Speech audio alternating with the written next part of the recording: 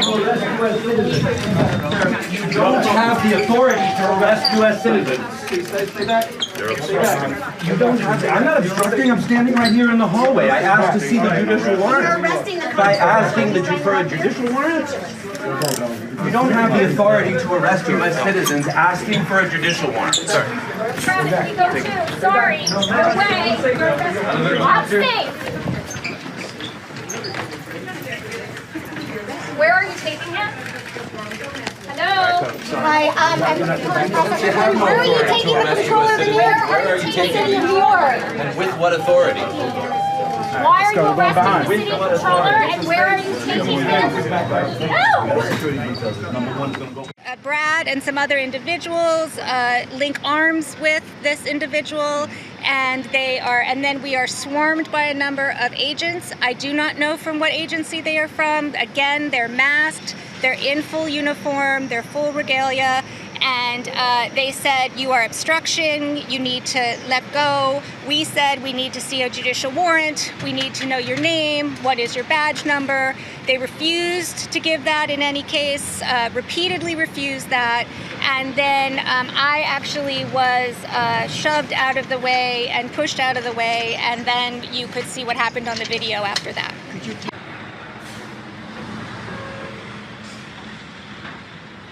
What I saw was shocking and unacceptable and not in accordance. I am an attorney. I haven't practiced law in a while, but I sure know that what I saw today was not the rule of law.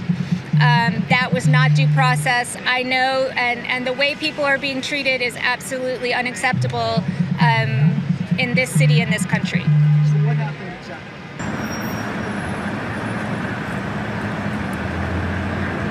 Yeah, I mean, the thing is, like, what due process is supposed to be is he has his asylum case, it is presented, it's considered, all of that is stripped from him. When they dismiss the case, what they're doing is essentially nullifying those papers, nullifying that asylum.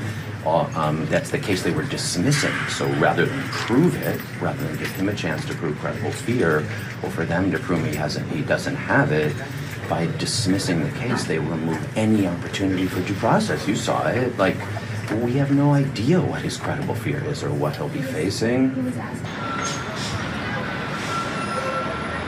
But there's no one there to appeal. There's no one there. He has no lawyer. We don't know where he's going. We don't know if they have a warrant. No one's going to be able to find him. He's going to be routed through a bunch of states by DHS in all likelihood and never given the opportunity for a credible fear hearing at all. You said what language?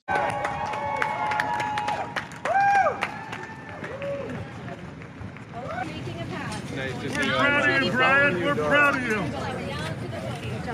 Thanks for being out there, Brad. Thank you, Brad. But what's terrific to watch, not only are our elected officials. This is a critical time to have a mayor who will stand up to ICE and stand up to Donald Trump and insist on due process and the laws of this city. This is a sanctuary city. I was proud to co-sponsor those laws, and I'm going to show up and defend them. And partly why I'm running for mayor is that New Yorkers deserve better than a mayor like Eric Adams, who sold New Yorkers out in a deal for his own pardon with Donald Trump. And New Yorkers deserve better in a mayor than Andrew Cuomo, who on that debate stage last week, when I asked him, why did you deny those immigrant subway cleaners who risked their lives during COVID the prevailing wage and the health care they deserve, all he could think about was, hey, were they, and I couldn't believe he called them illegal. And you could tell in his head all he was worried about was, would it reflect badly on him? I am going to keep coming back here week after week.